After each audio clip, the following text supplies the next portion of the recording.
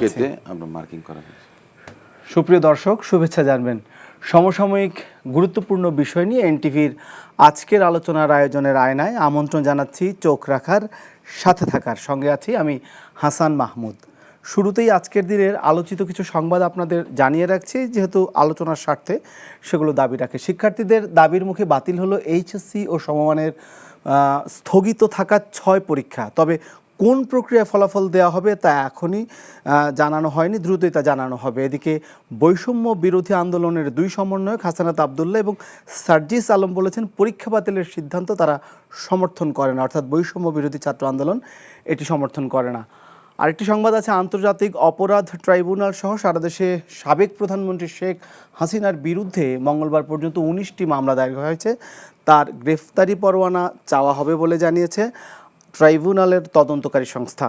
চুক্তি অনুযায়ী শেখ হাসিনাকে ফেরত দিতে বাধ্য ভারত। গণ অভ্যুত্থানের সাফল্য নস্যাতে ষড়যন্ত্র চলছে, লন্ডন থেকে এক ভিডিও বার্তায় বিএনপির ভারপ্রাপ্ত চেয়ারম্যান তারেক রহমান এমন বক্তব্য দিয়েছেন এবং কর্মীদের গঠনমূলক রাজনীতি করার আহ্বান জানিয়েছেন তিনি। আরেকটি সংবাদ রয়েছে, সেটি হচ্ছে যে 25 জেলা প্রশাসককে প্রত্যাহার করে প্রজ্ঞাপন জারি করা হয়েছে এবং 17 জনকে প্রেষণে পদায়ন করা হয়েছে। দর্শক, এছাড়াও আরও বেশ কিছু সংবাদ ইতিমধ্যে এসেছে, যেমন টেকনাফের ইয়াবা খ্যাত যে বদি, তিনি গ্রেফতার হয়েছেন, তাকে চট্টগ্রাম থেকে গ্রেফতার করা হয়েছে এবং সাবেক শিক্ষামন্ত্রী ডাক্তার দীপু মনি, তাকে 4 দিনের রিমান্ড নেওয়া হয়েছে এবং আরও বেশ কিছু সংবাদ কিন্তু রয়েছে, বিভিন্ন গণমাধ্যমে পত্রিকা অনলাইনে স্থান পেয়েছে। সেই সব বিষয়েরই আমরা আলোচনা করার চেষ্টা করব। সব বিষয় আলোচনা করার জন্য এসব বিষয়ে আমাদের সাথে রয়েছেন 3 জন অতিথি, তারা স্টুডিওতে এসেছেন, তাদেরকে আমন্ত্রণ জানাচ্ছি। আমার বাঁয়ে রয়েছেন ব্যারিস্টার নাসির উদ্দিন আহমেদ অসীম, আন্তর্জাতিক বিষয়ক সম্পাদক বিএনপি, রয়েছেন ডক্টর এস.এম. শামীম রেজা, অধ্যাপক, ঢাকা বিশ্ববিদ্যালয়, এবং সবশেষে রয়েছেন জোনায়েদ সাকিব, প্রধান সমন্বয়কারী গণসংহতি আন্দোলন। আপনাদের 3 জনকে স্বাগত জানাচ্ছি। সবশেষ যে সংবাদের কথা বলছিলাম, এটি আমরা সবশেষ সংবাদটি পেয়েছি, সেটি হচ্ছে যে নিশ্চয়ই আপনারাও শুনেছেন, আমরাও শুনেছি এবং দর্শকও শুনেছে যে বদি একদম একটা নাম ছিল এক সময়, তাকে মানুষ চিনত বা বলতো ইয়াবার গডফাদার, এই নামেই তার খ্যাতি বা কুখ্যাতি যেটাই বলি, এই নামে ছিল। এবং আগের একটি মামলায় তাকে গ্রেফতার করা হয়েছে, অর্থাৎ হত্যা চেষ্টা মামলায়। আমি একটু জোনায়েদ সাকি আপনাকে দিয়ে একটু শুরু করতে চাই। আসলে আমরা দেখেছি দুর্নীতির আমরা দেখেছি, বেনজিরের ঘটনা দেখেছি, এখন হারুনের অনেক কিছু চলে আসছে, অর্থাৎ আমি বলতে চাইছি ডিএমপির প্রধান গোয়েন্দা হারুন। এছাড়াও আমরা দেখেছি ছাগলকাণ্ডে মতির দুর্নীতি এবং অনেক দুর্নীতি তখন ছিল, কিন্তু এই বদিদের কথা কিন্তু তখনও ছিল, কিন্তু তারা ধরাছোঁয়ার বাইরে ছিলেন। এটা কি ক্ষমতায় থাকার কারণেই হয়েছে, বা একই সরকারে যখন ধরা পড়ছিলেন বেনজিরা, বদিরা তখন কেন আসলে ধরা পড়ছেন, এখন ধরা পড়ছে? ধন্যবাদ আপনাকে। আমি আমার সহালোচক সহ যারা দেখছেন সবাইকে সালাম এবং শুভেচ্ছা জানাচ্ছি। দেখুন, একটা এই ফ্যাসিস্ট সরকার যারা গণ অভ্যুত্থানের মধ্যে দিয়ে ক্ষমতাচ্যুত হয়েছে, এই সরকার জোর করে ক্ষমতা ধরে রেখেছিল এবং ক্ষমতা টিকিয়ে রাখার জন্য তারা পুরো রাষ্ট্রের প্রতিষ্ঠানগুলো থেকে শুরু করে নানানভাবে নানা জায়গায় যেখানেই যে ক্ষমতা টিকিয়ে রাখতে সহায়ক হবে তাদেরকে যা ইচ্ছা তাই করার লাইসেন্স দিয়ে পুরো জিনিসটাকে নিয়ন্ত্রণে রাখার চেষ্টা করেছে। ডিলটা হচ্ছে, তোমরা আমাদের ক্ষমতায় রাখো, আমরা তোমাদেরকে যা ইচ্ছা তাই করার লাইসেন্স দেব। এবং সেইভাবেই দেশের গুরুত্বপূর্ণ সব প্রতিষ্ঠানগুলোর কর্তা ব্যক্তি থেকে শুরু করে, যেটা আপনি বলেছেন, জেনারেল আজিজ, বেনজির আহমেদ, কিংবা পূর্বে অনেকের বিরুদ্ধে আমরা শুনেছি, আরো অনেক এখন সচিবদের বিষয় আসছে, কারো বাড়িতে নাকি নগদ টাকাও পাওয়া যাচ্ছে, ব্যাংকের ভোল্ট পাওয়া যাচ্ছে, এরকম টাকা। তো সেই বিষয়গুলো এইটা থেকে স্পষ্ট যে তারা এই গিভ অ্যান্ড টেকটা করেছে। এবং অনেক এমপি কিংবা ব্যবসায়ীরা রাষ্ট্র ক্ষমতা ব্যবহার করে একেবারে দখল, লুটপাট, মাদক ব্যবসা, হত্যা, এগুলো সব কিছুর সাথে যুক্ত হয়েছে। এখন কোনো ক্ষেত্রে কখনো কখনো যেটা খুবই আলোচিত হয়ে যেত, মানে কোনো একটা ব্যবস্থা না নিলে মনে হবে যেন একেবারেই খোলামেলা সেগুলোকে পৃষ্ঠপোষকতা দেওয়া হচ্ছে, তখন কিছু লোক দেখানো কিছু লোক দেখানো ব্যবস্থা আমরা দেখেছি। এবং কিছুদিনের ব্যবস্থা নিয়ে ধীরে ধীরে আবার এই যে ক্যাসিনো কাণ্ড কথা এখন আমরা আজকে আলোচনায় অনেক টেলিভিশনে দেখতে পাচ্ছি বিভিন্ন ক্রীড়াঙ্গনের বিষয়ে, কিন্তু এই ক্যাসিনোর সময়ও যাদেরকে বিরাট অভিযান করে গ্রেফতার করা হলো, তারপর দেখা গেলো যে শেষ পর্যন্ত সবাই আস্তে ধীরে ছাড়া পেয়ে গেল। তো এই যে একটা লোক দেখানো আইওয়াশ করা, এটা মূলত তাদের মানুষকে বিভ্রান্ত করার একটা চেষ্টার অংশ, কিন্তু মূল ব্যাপারটা ছিল যে রাষ্ট্র ব্যবস্থা, রাষ্ট্র প্রতিষ্ঠানগুলোকে যেভাবে পকেটে ঢোকাও এবং তাদের সাথে এই ডিলটা করো, এবং সবাইকে দুর্নীতিগ্রস্ত করে ফেলাটাও একটা জরুরি কাজ। যে প্রত্যেকের ফাইল তো আমার হাতে, সুতরাং কেউ যদি এই ব্যবস্থার বাইরে যাওয়ার কোনো চিন্তা করে, ফাইলটা তখন ওপেন হবে। তো এইরকম একটা সর্বব্যাপী একটা মানে যাকে বলে একত্ব কায়েম করার চেষ্টা করা হয়েছে, এবং এইভাবে রাষ্ট্রটার অনেকগুলো চরিত্র দাঁড়িয়েছে। একটা মানে ফ্যাসিস্টরা যেভাবে বিভাজন করে, একটা তথাকথিত শত্রু দাঁড় করিয়ে সমস্ত কিছু তার বিরুদ্ধে পরিচালনা করার চেষ্টা করে এবং মানুষকে ওইভাবে বিভাজিত করার চেষ্টা করে, সেটা তারা করেছে। নির্বাচনী কর্তৃত্ববাদের যে বৈশিষ্ট্যগুলো আমরা দেখেছি, যে ভোট হবে কিন্তু মানুষ ভোট দিতে পারবে না, নির্বাচনে একটা তামাশার মধ্য দিয়ে এটাকে আইনি জায়েজ করার একটা চেষ্টা। তারপরে ধরুন একটা স্বৈরাচারী সরকার তো মানে আছেই, যে তার প্রাতিষ্ঠানিকভাবে আমাদের ক্ষমতা কাঠামোটা স্বৈরাচারী, একেবারে মাফিয়ার যে ধরন, মাফিয়া সরকারের যে বৈশিষ্ট্য, সেগুলো আমরা এই যে মানে নানাভাবে দেখেছি, মানে বদি থেকে শুরু করে আপনি ইয়ের জায়গা পর্যন্ত। এখন এইভাবে যে একটা সব বৈশিষ্ট্যের সংমিশ্রণে এই সরকারটা এতদিন থাকলো, সেটাকে আসলে এমন একটা রাজনৈতিক সংগ্রাম দিয়ে আমাদের শেষ পর্যন্ত এদেরকে ক্ষমতাচ্যুত করতে হলো, যেখানে আমাদের মানে হাজারের উপরে শিক্ষার্থী জনতা, তাদেরকে আত্মত্যাগ করতে হয়েছে, হাজার হাজার, মানে 21,000 তো এখন তারও অনেক বেশি মানে তারা আহত হয়েছেন, এবং এদের অনেকেই এখনো পর্যন্ত খুবই মারাত্মকভাবে আহত হয়ে চিকিৎসাধীন আছেন। এই যে বিরাট একটা আত্মত্যাগ, আপনি মানে তুলনা করতে পারবেন না এরকম একটা রাষ্ট্রশক্তি। আমাদের দেশে অনেক বড় অভ্যুত্থান হয়েছে, 1969-এর গণ অভ্যুত্থান আমরা যদি দেখি, 90-এর গণ অভ্যুত্থান, কিন্তু যদি যেভাবে রাষ্ট্রশক্তি একটা ভয়ঙ্কর নিপীড়ন, যেটার সাথে একমাত্র 71 সালের তুলনা চলতে পারে, যে এইরকম নিপীড়ন, হেলিকপ্টার থেকে গুলি, নির্বিচারে গুলি, স্নাইপার দিয়ে গুলি করে হত্যা করা, গুলি করে মারছে, মারার পরে বলে যে মারার পরে তো থামে না, এরা সবাই আসে। তো ওই রকম একটা প্রতিরোধ, ওই রকম একটা জাগরণ, জাগরণের মধ্য দিয়ে এটাকে করতে চাই আমরা। এখন যে কথাটা বিষয়, যে এই ধরনের আমরা যে হত্যাকাণ্ড হয়েছে, আমাদের সন্তানদের হত্যা করা হয়েছে, এইটার আমরা ন্যায় বিচার চাই। বাংলাদেশে এটা ন্যায় বিচার প্রতিষ্ঠা করতেই হবে, এর মধ্য দিয়ে নতুন বাংলাদেশের যাত্রা। এক, দুই হচ্ছে গত 15 বছর ধরে যে ধরনের গুম, খুন, পাচার, মাদক ব্যবসা, মানে বাংলাদেশের জনগণকে নিংড়ে নেওয়া, এই সবগুলোর বিচার কিন্তু আসতে হবে, এবং এইটা এই পুরো ন্যায় বিচারের মধ্য দিয়ে কিন্তু বাংলাদেশের নতুন যাত্রা হতে পারে। জি, আমরা একটু ব্যারিস্টার অসীম, উনি তো একজন আইনজীবী, ওনার কাছে একটু জানতে চাই যে ন্যায় বিচারের কথা বললেন জনাব সাকি, আর ন্যায় বিচার আসলে নিশ্চিত করা রাষ্ট্রের অবশ্যই একটা দায়িত্ব, কিন্তু ন্যায় বিচার কি অতীতে নিশ্চিত হওয়ার বিষয়? আমরা দেখেছি যে আইনের ফাঁক গলে বিশেষ করে এই বিষয়টা খুব শেষ পর্যন্ত ন্যায় বিচারটা মেলে না, সুফলটা আমরা যেটা বলতে চাই। এই ক্ষেত্রে আপনি কি কিছু বলবেন যে ন্যায় বিচারে নিশ্চিত করার জন্য আসলে আইনের কোন বিষয়গুলো খুব জরুরি বা গুরুত্ব দেওয়া উচিত এখন থেকে? ধন্যবাদ আপনাকে। আমার সহ আলোচক জনাব জুনায়েদ সাকি, ঢাকা বিশ্ববিদ্যালয়ের প্রফেসর শামীম রেজা এবং এনটিভির অগণিত দর্শক শ্রোতা, তাদের সকলকে শুভেচ্ছা জানাচ্ছি।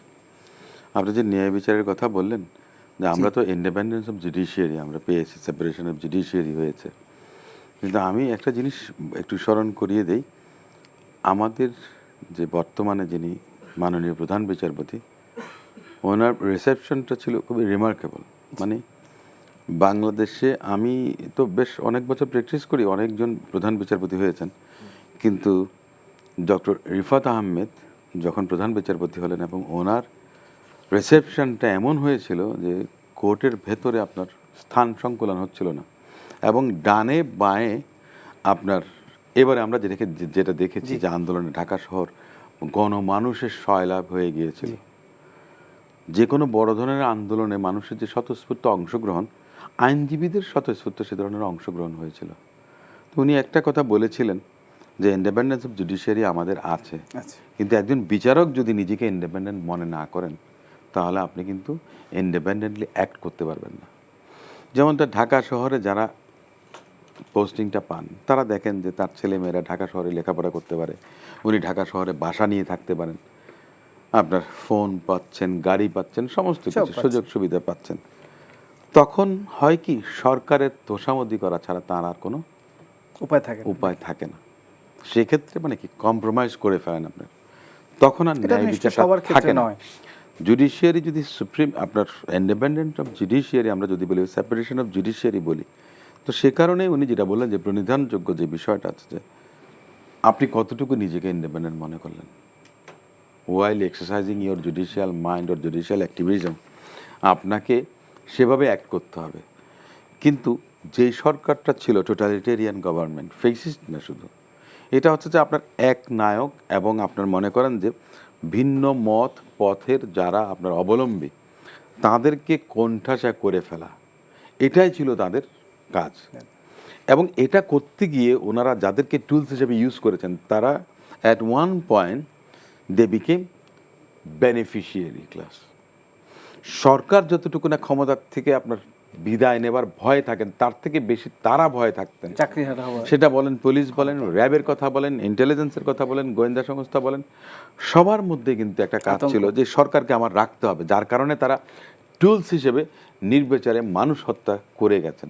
সেই কারণে ন্যায় বিচারটা কালচার বিঘ্নিত অফ হয়েছে। ইম্পিউনিটি, আমরা ন্যায় বিচার পাইনি। আমরা কেন পাইনি? গণতন্ত্র যখন থাকে না, আইনের শাসন যখন থাকে না, সুশাসন যখন থাকে না, তখন কিন্তু এ ধরনের একটা অবস্থা তৈরি হয়। কিন্তু যারা শাসক শ্রেণী তারা বোঝেন না জনগণের পালস। আপনি দেখুন, আমরা তো 16 বছর আন্দোলন করেছি, কিন্তু আমাদেরকে যে তকমাটা দেয়া হতো যে জামাত শিবির রাজাকার, এ কথা বলতেন যে আগুন সন্ত্রাস করি আমরা। অনেক নাটক কিন্তু আমরা দেখেছি। আমার জানা মতে 700-800 গাড়ি আপনার যেগুলো অবসলিট হয়ে গেছে, সেগুলোর স্কালটা ওনারা কিনতেন, কিনে আপনার টিন দিয়ে ফিট করে রং টং করে তারপরে জ্বালিয়ে ওনারা দেখাতেন যে আমরা আগুন সন্ত্রাস করছি। বার্ন ইউনিটে এই ভিডিও আসছে, এই সবাই অ্যাক্টিং করেন, হ্যাঁ হয়েছে, অনেক ঘটনা ঘটেছে, কিন্তু অনেক ঘটনা তো সরকার ঘটিয়েছে। আমি এবারকার কথা বলি, আমার বাসার সামনে ইয়েলো ক্যাফে এবং তার উপরে বেক্সিমকোর যে সদর দপ্তর যেটাকে বলা হয়, সেখানে আমার বাসা থেকে 7টা ফায়ার এক্সটিংগুইশার নিয়ে আমার বাসার দারোয়ান গার্ডরা বেরিয়েছে। বেক্সিমকোর কর্মচারীরা বলেছে না, দরকার নাই, কোনো অসুবিধা নেই। কারণটা কি? দুর্নীতির সমস্ত আপনার কাগজপত্র ওখানে। আন্দোলন যখন চলছিল তখন আমি জেলে, কিন্তু আমি যেটুকু জেনেছি নিচতলায় গাড়িগুলো ইউনিফাইডলি জ্বলে গেছে। আচ্ছা, আমি দর্শকদের মানে অবগতির জন্য বলছি, জি, নিশ্চয়ই। এটা কেবলমাত্র সম্ভব গান পাউডার কিংবা জেল দিয়ে জ্বালানো। আন্দোলনকারী ছাত্ররা কিংবা জনগণ এগুলির ধারে কাছেও থাকার কথা না। একতলা থেকে দোতলা পর্যন্ত হয়তো বা আগুন স্পর্শ করেছে, 3, 4, 5, 6, 7, 8, 9, 10, 11 সেতু ভবনে কিছু হয়নি। 12 তলাতে কেন আগুন লেগেছে? ডেটাবেস, ব্রিজ, কালভার্ট, যত financial transaction and corruption related papers, those were there. তাহলে বোঝে নেন কী হওয়া উচিত। কাফরুল, মিরপুরে মেট্রো রেল পড়েছে। আন্দোলনের সূতিকাগার যদি বলেন তাহলে সেটা ছিল শাহবাগ ঢাকা বিশ্ববিদ্যালয়। শাহবাগ ঢাকা বিশ্ববিদ্যালয়ে তো 2টো মেট্রো রেলের স্টেশন ছিল, সেখানে পড়ে। একটা বিন্দু মাত্র চুলও কিন্তু সেখানে খসেনি। কোথায় খসেছে? যেখানে শ্রমিক লীগ, যেখানে যুবলীগ আওয়ামী লীগের আপনার নিয়ন্ত্রণ ছিল, আচ্ছা, আমরা সে জায়গাতে কিন্তু ঘটনাগুলো ঘটেছে। জি। এই বিষয়গুলো আপনার মনে করেন যে সরকার নাটক করে গেছে। নাটক। একটা কথা শুধু আমি বলি, জি, সে একটা ফেসবুক স্ট্যাটাস আমার বড় ভাই দিয়েছিল, by using one bad word ব্রেকেটে রাজাকার, fascist government ruled this country for long 16 years. By using the same word Rajakar, fascist government couldn't sustain for 16 days. Word শব্দ কিন্তু একটাই। রাজাকার ইউজ করে আপনি 16 বছর দেশটা শাসন করেছেন, রাজাকার ইউজ করে 16 দিনও আপনি টিকতে পারেননি। স্থান কাল পাত্র ভেদে আপনার পরিবেশ পরিস্থিতি কি হতে পারে বাংলাদেশের জনগণ সেটা দেখিয়ে দিয়েছে। আচ্ছা, আমি একটু এক ছোট্ট মানে আমরা একটু বিরতিতে যাব, তারপরে নিশ্চয়ই আপনাকে আমরা ফ্লো দেবো। আমি শুরুটা করতে পারি আর কি। 2 কোটি সাবেক শিক্ষামন্ত্রী অর্থাৎ দীপু বণিককে 2 কোটিতে তিনি ভিসি পদ বিক্রি করতেন, 50 লাখে অধ্যক্ষ পদ বিক্রি করতেন, এমন একটি সংবাদ কিন্তু আজকে এসেছে শিক্ষামন্ত্রী যখন তিনি ছিলেন। তো এই সংবাদগুলি যখন আসছে তখন আমরা কিন্তু এখন জানছি অর্থাৎ একজন শিক্ষামন্ত্রী ভিসি পদ বিক্রি করতেন 2 কোটি টাকার বদলে, এবং এটি করতেন হচ্ছে তার ভাই টিপু লেনদেনটা করতেন। এটি একটি সংবাদে আসছে এবং সেই সংবাদটির প্রতি দৃষ্টি আকর্ষণ করছি আপনার। 2 কোটি টাকা নিতেন ভিসি পদে একজন শিক্ষামন্ত্রী, যার কথা বলছি তিনি আজকে রিমান্ডে নেওয়া হয়েছে তাকে, ডাক্তার দীপু মনি সাবেক শিক্ষামন্ত্রী, এবং 50 লাখ টাকা অধ্যক্ষ পদে তিনি বিক্রি করতেন এমন অভিযোগ এনে একটি সংবাদ প্রচার হয়েছে, এবং এই লেনদেনটা হতো তার ভাই টিপুর মাধ্যমে। আমার আপনার কাছে জানা, আপনি একজন শিক্ষক, আসলে এই যদি হয় এইরকম এই অভিযোগের সত্যতা যদি মেলে বা এটা যদি পাওয়া যায়, তাহলে সেক্ষেত্রে একটি বিশ্ববিদ্যালয়ের আসলে ক্যারেক্টারিস্টিক্স বা ভবিষ্যৎ কী দাঁড়ায়, বা শিক্ষা ব্যবস্থাটার যে আমরা প্রজেকশন দেখি সামনে, সেটা কি শিখবে শিশুরা, কি শিখবে শিক্ষার্থীরা, এবং আমাদেরকে বা কী বার্তা দিচ্ছে? শুরুতেই একটা পর্যবেক্ষণের কথা বলি, জি, নিশ্চয়ই। যে দুইজন আছেন সাকিব ভাই, অসীম ভাই, ওনার সাথে অনেক বছর পরে টেলিভিশনে বসা হলো। সাকিব ভাই সবসময় একটা বিপ্লবী রীতিতে বক্তৃতা দেন, খুব উচ্চ মার্গের, কিন্তু খেয়াল করেন, আমি নিজেও খেয়াল করছি অনেকদিন, সবাই কিন্তু একটা ধীর স্থির একটা আত্মোপলব্ধি চিন্তার মধ্য দিয়ে, এবং উনি এনার্জেটিক মানুষ, এমন না যে উনি মাঠে ময়দানে বক্তৃতা দিয়ে আসার পর ওনার এনার্জি কমে যায়, কিন্তু খেয়াল করছি যে তিনিও গভীরভাবে ধীরে সুস্থে চিন্তা করে কথাগুলো বলছেন। কারণ যে মৃত্যু আমরা দেখলাম এবং যে পরিস্থিতির মধ্যে দিয়ে আমরা পার হয়ে আসছি, আমরা যতটুকু বিপ্লব, ইতিহাস, পরিবর্তন, অভ্যুত্থানের খোঁজ খবর রাখি, তাতে এরকম একটা সংক্ষিপ্ত সময় রাষ্ট্র এইভাবে ঝাঁপিয়ে পড়ে না, সরকারি বাহিনী এইভাবে ঝাঁপিয়ে পড়ে না। যে অস্ত্র ব্যবহৃত হয়েছে, যে প্রক্রিয়ায় ব্যবহৃত হয়েছে, যেভাবে দমনের রীতি, আমরা কোনো ঘটনার সাথে কোনো ঘটনা তুলনা করব না, প্রত্যেকটা সময়কাল হয়তো আলাদা। এই কারণে কথাটা বলছি যে এটা আমাদের শুধু আত্মোপলব্ধি না, এটা আমাদের গভীরভাবে একটা সামগ্রিক পরিস্থিতি নিয়ে চিন্তারও কিন্তু একটা সুযোগ এনে দিয়েছে। আপনি যে প্রসঙ্গ তুললেন, দেখুন এর সঙ্গে যারা যুক্ত ছিলেন, আমি যদি কোনো নাম নির্দিষ্ট উল্লেখ নাও করি, তাদেরকে কিন্তু আমরা সামাজিকভাবে চিনতাম, আমরা শিক্ষার্থী জীবন থেকে তাদের চিনি, এবং তারা কেউ সহশিক্ষা কার্যক্রমে ভালো ছিলেন, তারা লেখাপড়াতে ভালো ছিলেন। আমাদের যুগে তো স্ট্যান্ড করা, এই ধরনের লেটার পাওয়া এই পদ্ধতি ছিল তখন, এখনকার মতো ছিল না। আমরা এদেরকে ওই পরিচয়ও চিনতাম, যিনি এসএসসি এইচএসসিতে ভালো করেছেন, স্নাতকোত্তর পর্যায়ে ভালো করেছেন, পেশাগত জীবনে ভালো করেছেন, আমরা কিন্তু প্রশংসা করতাম। এবং আজকের একটা বিশেষ পরিস্থিতিতে এমন না যে আমরা ওই কথাগুলো অগ্রাহ্য করব, আমরা তাদের মতো হতেও চাইতাম। এবং আমি নিজে বিশ্ববিদ্যালয়ের সহশিক্ষা কার্যক্রমে খুবই যুক্ত ছিলাম, যাদের কথা বলছেন তাদের অনেকের প্রতিষ্ঠানে যেতাম, খোঁজ নিতাম, তারা কেমনভাবে বক্তৃতা করেন, বিতর্ক করেন, সহশিক্ষা কার্যক্রমে অংশ নেন।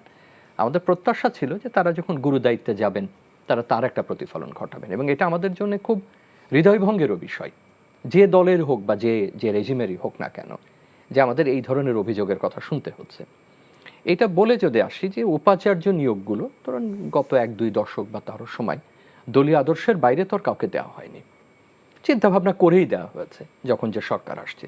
কিন্তু এটা যে পর্যায়ে নেমেছে, তাতে এক পর্যায়ে আমাদের মনে হয়েছে যে আগে যারা উপাচার্য হতেন বা প্রাধ্যক্ষ হতেন বা উপাধ্যক্ষ হতেন, তারা বিশেষ পরিস্থিতিতে ভিন্ন মত পোষণ করতেন, বা তারা ক্রিটিক্যাল হতেন যে না দেখেন এই কাজটা করা যাবে না, এই জিনিসটা আমি শিক্ষার্থীদের ব্যাপারে করতে পারবো না, বা এই নীতিটা আমি গ্রহণ করতে পারবো না।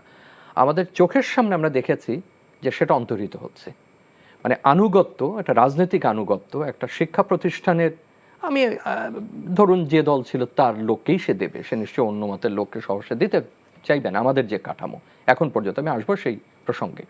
কিন্তু একেবারেই ভিন্ন মত থাকবেন না, ভিন্ন অবস্থানে যাওয়ার সুযোগ থাকবে না, আমি নীতি নির্ধারণের ক্ষেত্রেও অন্য কিছু পোষণ করতে পারবো না, মানে এরকম পরিস্থিতিটা, সেক্ষেত্রে আপনি সহজে অনুমান করতে পারেন কেমন ব্যক্তিদেরকে আপনি খুঁজে বের করতেন, যে যিনি শুধু আপনার দলীয় আদর্শের মধ্যেই থাকছেন না, তিনি আরও অনেক এজেন্ডা হয়তো বাস্তবায়ন আপনার করবেন। এবং সংখ্যা দেখেন, আমরা 3 জন বা আপনি সহ যদি বলি, আমরা কয়েকটা পাবলিক বিশ্ববিদ্যালয়ের যুগে আমরা লেখাপড়া করেছি, এখন সেই সংখ্যা অনেক 50-এর উপরে। আপনি বেসরকারি ব্যবস্থাপনার বিশ্ববিদ্যালয়ে ধরলে 150-এর উপরে আমাদের প্রতিষ্ঠান, এবং সেখানেও প্রভাব আছে, কে কোন দায়িত্বে যাবেন তারও অনুমতির প্রয়োজন পড়ে সরকারের প্রধান 2-3টা পদের ক্ষেত্রে যদি আপনি বলেন। এই যদি সামগ্রিকভাবে ভাবেন তাহলে কোথায় অটোনমি, কোথায় এজেন্সি, আপনি দুটো দিক থেকে ভেঙে দিচ্ছেন। একটা হলো যে আমরা যে অটোনমির কথা বলে আমরা মনে করি যে কিছু বিশ্ববিদ্যালয় 73-এর অধ্যাদেশে চলে, ওইটাই বোধহয় তার অটোনমি। আপনি বাস্তবে যদি দেখেন তার কিন্তু ওই স্বায়ত্তশাসন নাই। কিছু পাঠ্যক্রম তৈরি করা ছাড়া, কিছু কথা বলা, এটা সেটা করা ছাড়া আপনি যে অর্থে স্বায়ত্তশাসন বলেন ওটা কি কাগজ? সেটা আমি কাগজে বলবো না, কিন্তু যেটুকু ছিল সেইটা প্রয়োগের জন্য আপনার একটা পরিবেশ লাগে, একটা একটা বৃহত্তর পরিবেশ লাগে, যেখানে স্বায়ত্তশাসন সব কিন্তু কাগজ দিয়ে হয় না, লেখা দিয়ে হয় না। পৃথিবীর অনেক দেশে এরকম হয়তো আইনও নাই, এরকম বিধিবিধানও নাই, কিন্তু সে অনেক স্বায়ত্তশাসন ভোগ করে। আমি ওই কারণেই কথাটা বলছি যে যারা ওই প্রধান পদগুলোতে গেছেন তারা ওই স্বায়ত্তশাসন অনুশীলন করতে পেরেছেন কিনা, যাতে অনুশীলন না করতে পারে ওরকম ব্যক্তিকেই সেখানে দেওয়া হয়েছে। তার মানে এই না যে আমাদের সহকর্মী বন্ধু তারাই তো বেশিরভাগ সময় এখন হয়েছেন, এখন যাদের আমরা যে সবশেষ যে সেটটা আমরা পেয়েছি তারা এমন না যে কেউ পরিবর্তন করতে চাইতেন না, আমি ঢালাও কথা বলবো না, বা এমন না যে কারোর আকাঙ্ক্ষা ছিল না, এবং না তার সে যোগ্যতা ছিল না বা তিনি সেটা করতে পারতেন না। কিন্তু কাঠামো এমন, একটু আগে জোনেসাকে একটা কথা বলেছেন, আমি লিখে রেখেছি, যে সবাইকে দুর্নীতিগ্রস্ত করার একটা কাঠামো তৈরি হয়েছে। তো সেই কাঠামোয় আপনি যখন ওই উপাচার্য নিয়োগ দিচ্ছেন বা কলেজে আপনি অধ্যক্ষ নিয়োগ দিচ্ছেন, আপনি কি আশা করবেন? এমন হতে পারে আমি চাইলেও পারিনি, আমি চাইলেও আমি নিয়োগের ক্ষেত্রে অন্য ক্ষেত্রে ওই কাঠামোর বাইরে আমি যেতে পারিনি। আপনি যে সংবাদের দৃষ্টি আকর্ষণ করছেন সেটা হয়তো খতিয়ে দেখা হবে, আরো জানা যাবে, কিন্তু খুবই দুর্ভাগ্যজনক হবে যদি সেই ঘটনাটা ঘটে। আমি একটু যোগ করি এই সুযোগের সঙ্গে, যে যেহেতু প্রসঙ্গটা আসছে তার মানে কি পদ্ধতি কাজ করেনি, এখানে দুর্নীতি ঢুকেছে, শুধু দুর্নীতি না, একটা কাঠামোবদ্ধ চক্র তৈরি হয়েছে যেখানে আমি ব্যক্তিকেও দুর্নীতি পরায়ণ করেছি, দুর্নীতিগ্রস্ত করেছি আমার কাজের জন্য, যেটা যেটা অসীম বলছিলেন, যে এমন যে আমি আমার কারণে আপনাকে টিকিয়ে রাখবো, আপনাকে আমি পড়তে দেব না, কারণ আমি পড়লে তো আমিও পড়ে যাবো সাথে সাথে। তার সঙ্গে যুক্ত হয়েছে এই অসংখ্য শিক্ষা প্রতিষ্ঠান, যেটা সংখ্যা অনেক, যেটা অনেক বেশি গুরুত্বপূর্ণ। এবং একটা জিনিস দেখেন, আমরা তো এক কেন্দ্রিক একটা শাসন ব্যবস্থা, আমাদের এখানে এই নিয়োগগুলো রাষ্ট্রপতি যুক্ত থাকেন, সরকার প্রধান যুক্ত থাকেন, অন্যান্য দেশে কিন্তু তা না, এত হায়ারার্কি সেখানে কাজ করেন। আমাদের একদম সর্বোচ্চ পর্যায়ে থেকে এই ফাইলগুলো আসতে হয়, এই অনুমোদনগুলো আসতে হয়। তার মানে কি আমিও এটার অংশ, এবং আমিও টিকিয়ে রাখতে চাচ্ছি এই দুর্নীতি এবং এই অব্যবস্থাকে। সুতরাং এখানে একদিকে যেমন আপনার ওই স্বায়ত্তশাসনটা নামে, আপনি যে অর্থে স্বায়ত্তশাসন বোঝেন সেটা নেই, যেটা ধ্বংস করেছে এই প্রতিষ্ঠানগুলোতে শিক্ষার্থীর একটা এজেন্সি আছে, তার একটা স্বকীয়তা আছে, তাই না? সেখানে শিক্ষকের একটা এজেন্সি আছে, বিশ্ববিদ্যালয়ের নিজের একটা এজেন্সি আছে, সেই এজেন্সিটা আমরা ভেঙে দিয়েছি। যে সৎভাবে সচেতনভাবে একটা কথা না বললেই না, আপনি পরবর্তী আলোচকে যাবার আগে এই সুযোগটা আমাদের সংস্কারের সুযোগ হিসেবে নিতে হবে। 25টা খালি হচ্ছে, 30টা বিশ্ববিদ্যালয় খালি হচ্ছে, কাল পরশু কাউকে না কাউকে দিতে হবে, সেখানে দেবে। কিন্তু এটা কি সংস্কার? আমরা কি এইভাবে উপাচার্য নিয়োগ চাই কিনা, এইভাবে দ্বিতীয় ব্যক্তি তৃতীয় ব্যক্তি চাই কিনা? আমরা বারবার আন্তর্জাতিক মানদণ্ডে যাবার কথা বলছি, সমস্ত সুযোগ আছে। এমনকি স্বায়ত্তশাসিত যে বিশ্ববিদ্যালয়, সবাই স্বায়ত্তশাসিত, কিন্তু 73-এর অধ্যাদেশের মধ্যে যাদের আছে, অধ্যাদেশের স্পিরিট রেখেও সেখানে ডিনের ক্ষেত্রে পরিবর্তন আনা যায়, সংযোজন বিয়োজন করা যায়। একজন ডিন বসে থাকে একটা বৃহৎ ফ্যাকাল্টি, আমরা পৃথিবীর কোথাও এটা দেখিনি। সেখানে অ্যাসোসিয়েট ডিন নাই, সেখানে অ্যাসিস্ট্যান্ট ডিন নাই। ভাই আমার প্রভিসি যদি 5 জন লাগে আমি 5 জন দেবো। অক্সফোর্ড বিশ্ববিদ্যালয়ে ওই র্যাঙ্কে তাদের চ্যান্সেলর এবং প্রো চ্যান্সেলর 5 জন। আপনি এখনই ওয়েবসাইটে ঢুকে দেখুন যে তারা কে কে দায়িত্ব পালন করে। সংস্কারের কাজটা আপনার এই প্রসঙ্গ ধরে আপনি যে অভিযোগটা উত্থাপিত হয়েছে, আর একটা কথা বলি, মামলাগুলোতে আমি কোনো নির্দিষ্ট না করে বলছি না, যেহেতু আইনেরও লোক আছেন, আমি যুক্ত ব্যাংক ডাকাতির সঙ্গে, আমি শেয়ার বাজার প্ল্যান্ডারিং এর সঙ্গে যুক্ত, আমি হাজার হাজার কোটি টাকা সরিয়েছি। আপনাকে যদি আপনি এই কাপ চুরি এবং চামচ চুরির মামলা দেন, যে আমি কিছু থালা বাসন চুরি করেছি এবং কিছু কাঁটা চামচ চুরি করেছি, কিছু টেবিল নাইফ চুরি করেছি, তাহলে আপনি এই মামলা কত দূর এগোবেন? আমি এর বেশি এই প্রসঙ্গে এগোতে চাই না। যে ক্ষেত্রে এবং যেটা ঘটেছে সেই নির্দিষ্ট মামলা এবং সেইভাবেই তার তদন্ত যদি না হয়, আপনি যদি আমাকে কাগজ চুরির মামলা দেন, কাপ পিরিচ চুরির মামলা দেন, তাহলে কিন্তু সেটা আবার দিনের শেষে টিকবে না, আগের জিনিসেরই পুনরাবৃত্তি হবে। আমরা একটু আপনাকে থামাতে চাই, জোনায়েদ সাকির কাছে একটু যাব। আজকে একটি আলোচিত সংবাদ নিশ্চয়ই আপনার চোখে পড়েছে যে এইচএসসি পরীক্ষার্থীদের অনেকেই আজকে সচিবালয়ে একটি বিক্ষোভ করেছে, এবং বিক্ষোভের মুখে কিন্তু একটি সিদ্ধান্ত এসেছে। এবং পরবর্তীতে আমরা যাদেরকে দেখেছি যে যারা বৈষম্য বিরোধী আন্দোলনকে নেতৃত্ব দিচ্ছেন, তারা কিন্তু রাতে আবার বলেছেন যে এইটার সাথে তারা একমত নয়। অর্থাৎ তারা বলছেন যে এক ধরনের কারা আন্দোলন করছে, বা তাদের যে প্রতি বিপ্লব বা ষড়যন্ত্রকারীরা রয়েছে তারা এখনও মাঠে রয়েছে, সেটা তারা তাদেরকে উস্কে দিচ্ছে কিনা, এরকম নানান ইস্যুতে তারা বলার চেষ্টা করেছেন যে এই এইচএসসি পরীক্ষা বাতিলের সাথে তারা একমত নয়। তাহলে এইচএসসি শিক্ষার্থীরা আজকে যদি বৈষম্যবিরোধী ছাত্ররা না থাকে এই মতের সাথে, তারা আজকে কিন্তু সচিবালয়ে আপনি জানেন দিনভর এক ধরনের অবরুদ্ধ অবস্থা তৈরি করেছে এবং শেষমেশ কিন্তু শিক্ষা মন্ত্রণালয় এবং ইয়ের পক্ষ থেকে কিন্তু বাতিলও ঘোষণা করেছে। আসলে এইচএসসি পরীক্ষা বাতিলটা কতটা যৌক্তিক হতে পারে? তারা আন্দোলন করেছে, তারা আহত হয়েছে, পরীক্ষা দিতে পারছে না, পারেনি, এটা একটা বিষয় তো রয়েছে। সেই এই বিষয়টা সেটাই, যেহেতু এমন একটা পরিস্থিতির মধ্যে দিয়ে গত মানে জুলাই আগস্টে আমাদের যেতে হলো, যেখানে হাজার হাজার শিক্ষার্থী এখনো আহত এবং তারা হাসপাতালে চিকিৎসা নিচ্ছে। ফলে আমরা সঠিকভাবে হয়তো সেই সংখ্যাটা জানি না যে এটা কতজন কোন কোন মানে পর্যায়ের শিক্ষার্থী, কেউ হয়তো বিশ্ববিদ্যালয় পর্যায়ে, কেউ উচ্চ মাধ্যমিক পর্যায়ে, কেউ মাধ্যমিক পর্যায়ে। তো এই রকম মানে বিষয়টার বিশ্ববিদ্যালয়ে সবাই অংশগ্রহণ করেছে আন্দোলনে। দেখুন এইটা একটা আরো আলাপ আলোচনার প্রক্রিয়ার মধ্যে দিয়ে যাওয়া দরকার ছিল, কেননা শিক্ষার বিষয়টা নিয়ে তো আসলে একটু চিন্তা ভাবনা করে সিদ্ধান্ত নেওয়া দরকার। একেবারে কখনোই যে ঘটেনি তা না, যে এমন একটা পরিস্থিতি, মহামারী হতে পারে, যুদ্ধকালীন অবস্থা হতে পারে, তখন যে এই ধরনের মানে পূর্ববর্তী ফলাফলের উপর ভিত্তি করে হয়তো তার পরবর্তী ফলাফলটাকে নির্ধারণ করা হয়নি তা না। কিন্তু এই ক্ষেত্রে সেটাও বিবেচনা করা দরকার ছিল যে পরীক্ষায় কিছুটা পিছিয়ে দিয়ে সেটাকে গ্রহণ করা যেত, নাকি পরীক্ষা বাতিল করেই সেটা ইয়ার জায়গা হবে, এবং সব অন্যান্য স্টেক হোল্ডারের সাথে আলাপ আলোচনাটাও প্রয়োজন ছিল বলে মনে করি। চট করে আমি এখন ঠিক হয়েছে না বেঠিক হয়েছে এরকম কোনো সিদ্ধান্ত জায়গায় যাওয়ার চাইতে আমি মনে আমার ধারণা ছিল যে এটা আরো আলাপ আলোচনার দরকার, জায়গাটা করবে, এবং যারা শিক্ষার্থীরা দাবি তুলছে তাদের এটা আশ্বস্ত করা হবে যে এই জায়গাটা মানে আমরা কালকেই পরীক্ষার তারিখ ঘোষণা করছি না। ফলে এইটার জন্য সকলের আলোচনা দরকার।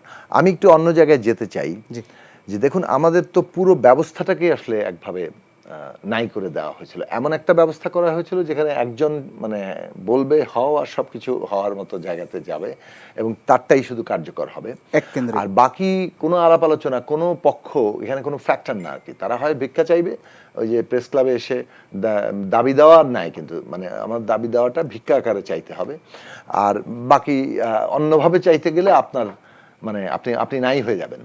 এইরকম একটা বাস্তবতা এখানে তৈরি করা হয়েছিল। তো সেইটার জায়গাতে আমাদের এখন আবার একটা সত্যিকার অর্থে গণতান্ত্রিক প্রক্রিয়ায় যাওয়াটা তো একটু মানে সময় সাপেক্ষ ব্যাপার, মানে রাতারাতি তো নিশ্চয়ই জায়গাটা হবে না, কিন্তু আমাদের খেয়াল রাখা দরকার যাতে আমরা একটা গণতান্ত্রিক প্রক্রিয়া নির্মাণ করতে পারি। এখন যেভাবে যা হচ্ছে, মানে আমি বলবো যে মামলা, গ্রেফতার, নিয়োগ, পুনর্গঠন, মানে এটা হচ্ছে জাস্ট অ্যাডহক বেসিসে যা আছে তাই করে ফেলার জায়গা, এবং সবই মনে হচ্ছে আগের মতোই চলছে। এবং এই জায়গাটাতে বর্তমান অন্তর্বর্তী সরকারকে অনেক গুরুত্বের সাথে নিতে হবে। অবশ্যই তাদের একটা আশু পুনর্গঠন এবং একটা স্থিতিশীলতা আনা, ষড়যন্ত্র মোকাবেলা করা, এই আশু কাজগুলো তাদের আছে, কিন্তু সেইটা করতে গিয়ে যেন আমাদের যে একটা বিপ্লবী আকাঙ্ক্ষা তৈরি হয়েছে, মানে একটা গণ অভ্যুত্থান যে বিপ্লবী সম্ভাবনা, বিপ্লবী বলতে আমি বলছি যে একটা আমূল রূপান্তরের সম্ভাবনা সৃষ্টি করেছে, সেইটা যেন আবার মানে কি বলে বেহাত না হয়ে যায়, ধামাচাপা পড়ে না যায়, সেই সম্ভাবনাটা যাতে অঙ্কুরে বিনষ্ট না হয়ে যায়। ফলে এই যে পরিবর্তনের যে দুরূহ কাজটা, সেটাকে কিন্তু নিতে হবে এবং সেই পথটা প্রশস্ত করতে হবে। এখন আমি একটা কথা এখানে আপনাদের আগের আলোচনায় এসছে, অসীম দাও তুলেছে নিয়ে, বাংলাদেশের রাজনীতিতে ভয়ঙ্কর যে ঘটনাটা ঘটেছে, যে আপনি মানে এটা অনেকগুলো দেশে ইতিহাসে উদাহরণ নাই তা না, মানে একেবারে সেই হিটলারের যুগে রাইক্সটাগে আগুন লাগিয়ে দিয়ে তারপর এটা বিরোধী দলের উপর চাপিয়ে দিয়ে তারপর তাদের উপর যে ভয়ঙ্কর রকম দমন পীড়নটা, কিন্তু বাংলাদেশে এটা এত নিয়মিত ঘটনায় পরিণত হয়েছিল যে শেষ পর্যন্ত এই যে সেতু ভবন, এই যে আপনার মেট্রো রেল, তারপরে আর কোথায় যেন প্রত্যেকটা ঘটনায় এখন বেরোচ্ছে, ইভেন যে পুলিশের উপরে হামলা সেটাও এখন বেরোচ্ছে যে একটা মানে একটা ঘটনা সৃষ্টি করে জঙ্গি হামলা হচ্ছে, ধ্বংসযজ্ঞ করা হচ্ছে, এইটাকে দেখিয়ে এর দায়টা আন্দোলনকারীদের উপর চাপিয়ে দিয়ে ক্র্যাকডাউন, এই হত্যাযজ্ঞটাকে জায়েজ করা, এর মতো মানে নিকৃষ্ট পরিকল্পনা আর কিছু হতে পারে না আর কি, মানে মানে মারবি তো মারবি, তারপর আবার দায়টা আমার উপরে চাপিয়ে দিয়ে আমাকে আরো মারার যে জায়গাটা, এইরকম একটা মানে রাজনীতির এই ভয়ঙ্কর কুটিল প্রক্রিয়া থেকে আমাদের রাজনীতিকে বের করতে হবে, এবং সেইটা মানে একটা খুব গুরুত্বপূর্ণ কাজ আমি মনে করি। এবং এখানে ধরুন শিক্ষা প্রতিষ্ঠান নিয়ে আপনারা আলোচনা করছিলেন, মানে বাংলাদেশে যদি সত্যি সত্যি আমরা একটা নতুন মানে যাত্রাকে বাস্তবায়ন করতে চাই, শিক্ষা প্রতিষ্ঠান অত্যন্ত গুরুত্বপূর্ণ। শিক্ষা হচ্ছে একটা আমি ফাউন্ডেশনাল জায়গা মনে করি, এবং এইখানে প্রতিষ্ঠানগুলোতে যে বরকন্দাজি, এই যে প্রশাসনগুলোকে একটা বরকন্দাজ প্রশাসন বানানো হয়, তারপর তারা একটা লেঠাল বাহিনী তৈরি করে ছাত্রদের মধ্যে এবং পুরো ক্যাম্পাসটা নিয়ন্ত্রণ করতে চায়। কেন? তারা ছাত্রদের ভয় পায়। আমি মানে এটা যদি আপনি দেখেন যে 60-এর দশকে আমাদের ছাত্র আন্দোলনই এই আমাদের স্বাধীনতা সংগ্রামের একটা বড় ভূমিকা এবং ভিত্তি রচনা করেছে, তাদের একটা জায়গা অগ্রণী ভূমিকা ছিল। এইটা মানে যে একটা ইতিবাচক ভাবে রাষ্ট্রতে গ্রহণ করা, নতুন রাষ্ট্রটা কিন্তু এটাকে ইতিবাচক ভাবে গ্রহণ করার কথা, কিন্তু নতুন রাষ্ট্রে মনে হলো যে পুরনো রাষ্ট্রের সেই আয়ু এহিয়ার প্রেতাত্মা মানে রাষ্ট্রের মধ্যে প্রবাহিত হচ্ছে, এবং তারা ছাত্র আন্দোলনকে ভয় পাচ্ছে। প্রথম থেকেই কিভাবে বিশ্ববিদ্যালয় দখলে রাখা যায়, কিভাবে ডাকসু ইলেকশন ছিনতাই করে ফেলা যায়, এবং প্রশাসনের নিজেদের লোক বসিয়ে বসিয়ে পুরোটাকে নিয়ন্ত্রণ করা যায়, একটা ছাত্রদের মধ্যে পেটোয়া বাহিনী সৃষ্টি করে ওই এনএসএফ এর মতো দাপট তৈরি করে সবাইকে ভয়ের মধ্যে রাখা যায়। এটাই বাংলাদেশের ইতিহাস হয়েছে। আজকে পলিটিক্যাল কনসেনসাস আসা দরকার যে আমরা যদি জাতির ভবিষ্যৎ চাই, তাহলে এই শিক্ষা প্রতিষ্ঠানের প্রশাসন এবং শিক্ষার প্রতিষ্ঠানের ছাত্রদের যে আন্দোলন অথবা তাদের যে রাজনৈতিক তৎপরতা, সেখানে এই বরকন্দাজি থেকে সম্পূর্ণভাবে রাজনৈতিক দলগুলো মুক্ত থাকবে। এইটার জায়গাটা একদিকে যেমন আইনি ব্যাপার, একদিকে তেমনি পলিটিক্যাল কনসেনসাসের ব্যাপার। আবার ওই যে যত ভালো আইনি করেন, যদি সত্যিকার অর্থে ভালোর পক্ষে কিংবা গণতান্ত্রিক রাজনৈতিক শক্তি গড়ে না ওঠে, তাহলে আপনি ডাকাতের হাতে ভালো আইন দিয়ে দিলে ওই ভালো আইনকেও ম্যানিপুলেট করে ফেলে। সুতরাং বাংলাদেশে এই অনেকগুলো প্রশ্ন, ভালো আইন যেমন করতে হবে, মানে অর্থাৎ গণতান্ত্রিক আইন, একই সাথে গণতান্ত্রিক রাজনৈতিক শক্তির উদ্বোধন উত্থান লাগবে। এই অভ্যুত্থান সেই সম্ভাবনা সৃষ্টি করেছে আজকের বাংলাদেশের সকলের জন্য সেই উপলব্ধিটা। আপনার কথা ধরেই একটু যাই যে আপনিও যেটা বলছিলেন এই ভাষায় আজকে কথা বলেছেন তারেক রহমান লন্ডন থেকে, বিএনপির ভারপ্রাপ্ত চেয়ারম্যান। আমরা বিএনপির একজন রয়েছেন, আমরা তার কাছে একটু যদি জানি ছোট্ট করে যে গণ অভ্যুত্থানের সাফল্য নস্যাতের ষড়যন্ত্র চলছে, তার কথা থেকেও অনেকটা এরকমই আভাস পাওয়া যাচ্ছে। আসলে মানে এইটা এখনো কেন আপনারা দেখছেন যে নস্যাতের ষড়যন্ত্র চলছে? আমি একটা জিনিস বলি যে প্রথম দিনই কিন্তু আমাদের ভারপ্রাপ্ত চেয়ারপারসন এবং আমার নেত্রী বেগম খালেদা জিয়া তারা বলেছেন যে প্রতিহিংসা নয়, জি আমরা শুনেছি সেটা, বিদ্বেষের বশবর্তী হয়ে আপনার প্রতিবেশীকে ক্ষতিগ্রস্ত করবেন না, সে যে কোনো দলেরই হোক। এমনকি আওয়ামী লীগের কথাও বলেছেন। যদি আমরা তা করি তাহলে আওয়ামী লীগ আর বিএনপির মধ্যে পার্থক্যটা থাকবে না। মনুষ্যত্ব এবং মানবিক মূল্যবোধহীন এ দুটার পার্থক্যটা থাকবে না। তারা যা করেছেন আমি তা করতে চাই না। একজন অধম ছিল বলে আমি উত্তম হব না, এটা তো হয় না। সেদিক থেকে আমরা যে কথাটা বলছি, রাষ্ট্রযন্ত্র তো 16 বছরের যে জগদ্দল পাথরের মতো স্বৈরশাসক আপনার বসেছিলেন, তারা তাদের ক্ষমতাকে দীর্ঘস্থায়ী করার জন্য, কুক্ষিগতা করার জন্য আপনার বেনিফিশিয়ারি ক্লাস তৈরি করেছেন। তারা কিন্তু সকলেই কিন্তু রয়ে গেছেন বিভিন্ন জায়গায়, প্রশাসনে বলেন, পুলিশ প্রশাসন। এখন দেখা গেছে প্রশাসনের অনেকগুলো টিয়ার থাকে, সেক্রেটারি থাকে, অ্যাডিশনাল সেক্রেটারি থাকে, মানে অতি বেনিফিশিয়ারি, একটু কম বেনিফিশিয়ারি। তারপরেও যদি বলেন যে আপনার যেটাই বলেন না কেন, A B C D class যা আছে, এই টোটালটাই কিন্তু সুবিধাভোগীদের আপনি কাকে বাদ দেবেন? আপনি যদি এ কে বাদ দেন, এ প্লাসকে বাদ দেন, এ থেকে যাবে, এ থেকে গেলে এ মাইনাস থেকে যাবে, বি প্লাস প্লাস থেকে যাবে, বি থেকে যাবে, সমস্ত কিছু। এদের মধ্যে থেকে আপনার তো মনে করেন যে একটা ষড়যন্ত্র সবসময় থাকবে, কিন্তু এটা সব সেক্টরেই কিন্তু আছে। আপনি যদি বলেন পুলিশ প্রশাসনে আছে, এটা আপনার জনপ্রশাসনে আছে, আপনার আরও তো অনেকগুলো সেক্টর আছে। আপনি কি বলতে পারেন যে সেনাবাহিনীতেও নেই? আমি কথাটা এই কারণে আসছি, আপনি দেখেন যে এটা আমি সমালোচনা করছি না, আমি বলছি যে সব জায়গাতেই মনে করেন যে একটা সন্দেহের কিন্তু অবকাশ থেকে যায়। কিন্তু আপনার এভাবেই কিন্তু হয়েছে, অনেকে কিন্তু বঞ্চিত হয়েছেন, তারা বিভিন্ন জায়গায় আন্দোলন করছেন, সমাবেশ করছেন, যে প্রমোশন বঞ্চিত হয়েছেন, কেউ বা চাকরির থেকে আপনার অব্যাহতি দেওয়া হয়েছে, কিছু জায়গায় কিন্তু ধরা ছোঁয়ার বাইরে কিন্তু তাদের ব্যাপারে কেউ কথা বলছে না, যে ক্ষমতার বিহাইন্ড দ্য সিন কারা আপনার অ্যাক্টিভ রোলটা প্লে করছেন। আমরা ১/১১ দেখেছি যে সেনা সমর্থিত তত্ত্বাবধায়ক সরকার, এখন কোন সরকারটা আছে, তাই না? এটা কিন্তু একটা ভাবার বিষয়। কিন্তু মানে এখনো সেক্ষেত্রে আমি বলছি, আমি কাউকে মানে অঙ্গুলি হেলন বা আপনার মনে করেন যে সরাসরি আমি কাউকে বলছি না, মানে সুফলটা তাদের- যাতে সুফলটাকে নষ্ট করার বিষয়। যেটা ডক্টর শামীম রেজা বলেছেন, জুনায়েদ সাকি বলেছেন, এবং আমার অ্যাক্টিং চেয়ারপারসন তারেক রহমান সাহেব বলেছেন, আবু সাইদের মতো বুক পেতে একটা দুটো তিনটা চারটা গুলি নিয়েও মনে করেন যে সম্মুখ সমরে ছিলেন, তার লাশ ফেলে তার সতীর্থরা পালিয়ে যায়নি, তারা কিন্তু এগিয়ে গেছে। আপনারা দেখেছেন বোধহয়, একটা ভিডিও ভাইরাল হয়েছে, পুলিশের এক কর্মকর্তা বলছেন যে স্যার একটা গুলি করে পরে একটা, বাকিগুলো তো যায় না। এই লাইনটা এই যে একটা অবস্থা, এটা কিন্তু আমরা গত 16 বছরে কিন্তু পারিনি। আমরা কিন্তু আন্দোলন করেছি, 1100-এর উপরে আমাদের নেতাকর্মী গুম হয়েছেন, 3000-এর উপরে আমাদের নেতাকর্মী খুন হয়েছেন, 50 লাখের মতো মামলা ছিল, 1 কোটির উপরে নেতাকর্মী আপনার আসামি ছিল। কিন্তু এই যে নিপীড়ন, নির্যাতন, নিষ্পেষণ, এটা যে পাইলড আপ হয়েছে 16 বছরে, মানুষের মধ্যে ভোট না দিতে পারা, দুর্নীতি, টাকা পাচার, ব্যাংক লুট, শেয়ার বাজার কেলেঙ্কারি, দলীয়করণ, সমস্ত কিছু মিলে কিন্তু মানুষের মধ্যে একটা ক্ষোভ ছিল।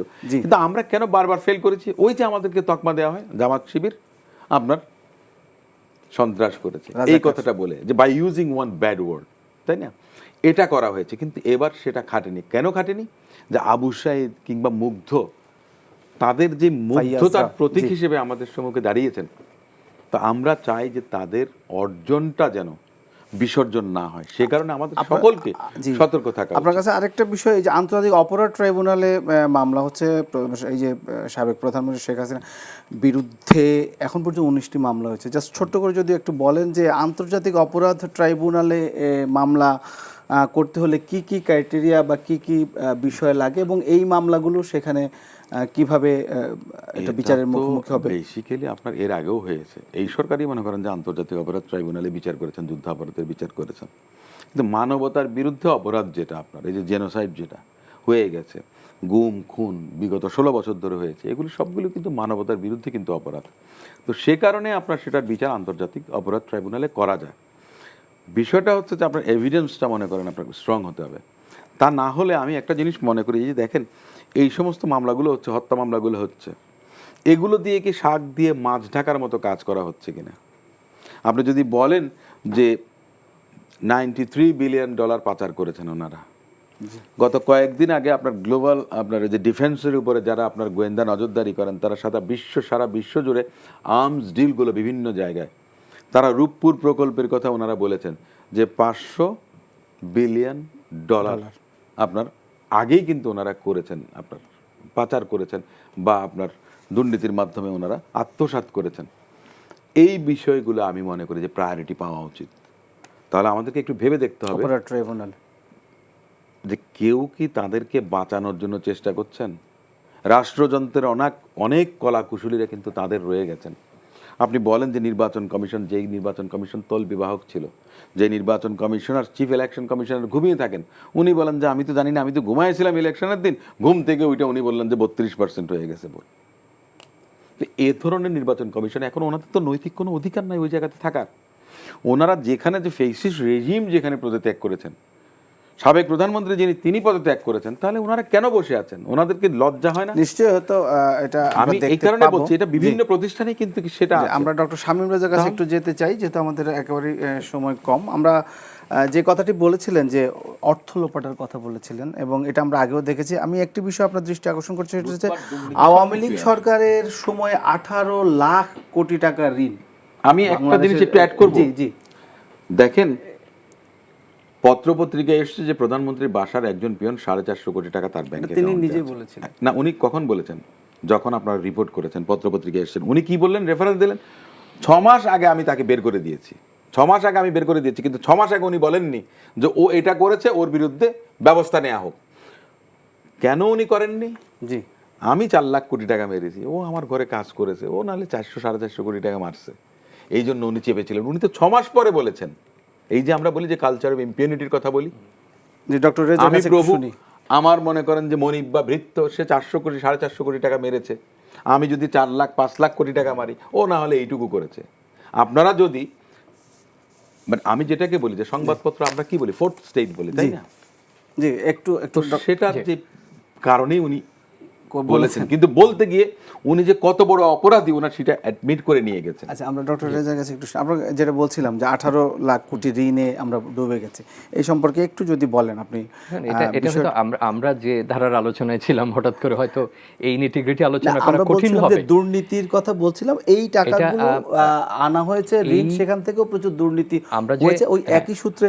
আমরা যে অন্তর্বর্তী সরকার রেখেছি এবং তার কাছে আমাদের অন্যতম প্রত্যাশাই কিন্তু যে সে নিরপেক্ষভাবে কোনো রকম কোনো কিছুর বশবর্তী না হয়ে এই চিত্রটা আমাদের কাছে তুলে ধরবেন। এবং ইতিমধ্যে যেটা দেখছি যে পরিকল্পনার দায়িত্বে তিনি একটা কথা বলেছেন যে আমরা যে প্রকল্পগুলো প্রয়োজন ছিল না, যেগুলো অযৌক্তিকভাবে করা হয়েছে, বিপুল অর্থ তো সেখানে আমাদেরকে ঋণ নিতে হয়েছে।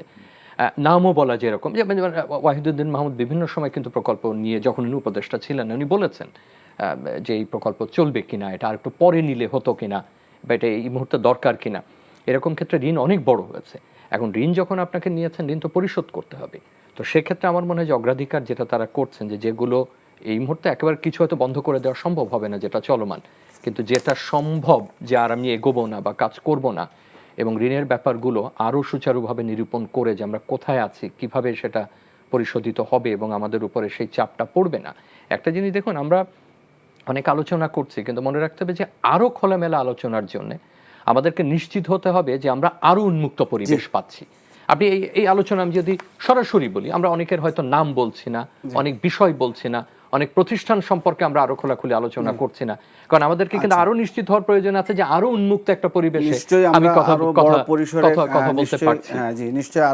একটা দেখুন, একটা সুবিধা হলো যে কথাটা উনি বললেন যে একটা সংস্কারের পরিবেশে আমরা আসতে পেরেছি, এই সুযোগটা আমাদের হারানো। জি, সংস্কারের পরিবেশ আমরা আসতে পেরেছি এবং আসলে পর্যায়ক্রমিকভাবে এগুলো দেখা হবে। তো আপনাদের তিনজনকে ধন্যবাদ। দর্শক, এই ছিল আমাদের আজকের আয়োজন। আপনাদের আজকে রাতে এই আয়োজনে থাকার জন্য ধন্যবাদ জানাচ্ছি। সুস্থ থাকুন, শুভরাত্রি।